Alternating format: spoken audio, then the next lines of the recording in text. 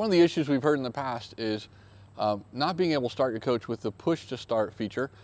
Some of the things that roll into that, and specifically going to talk about the distance of your key fob away from the dash, or where those things are at in your dash. So depending on your model year, we've done those in different ways, where we have the antenna that's inside the dash and there's all kinds of wiring running in there. So it has to have a specific measurement. We've got to be within 36 inches of that antenna.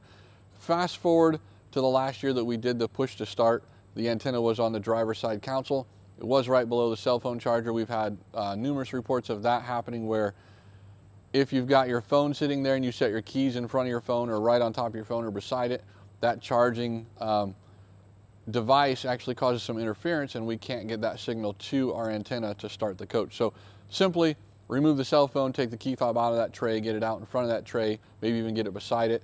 Or one of the easiest places and probably the most likely place that that's going to start is if you take your key fob and set it right above the push to start button.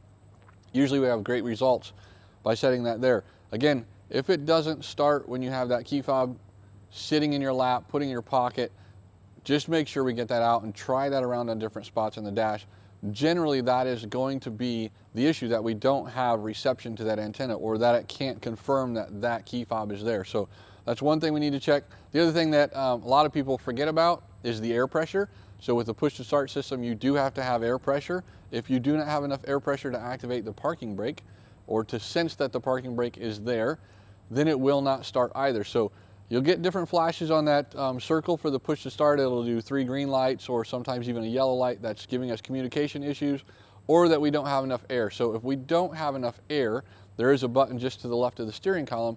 That is your emergency override switch. So basically what that does is it tricks the system to say, yes, there's enough air pressure, the parking brake is set, and that allows you to start.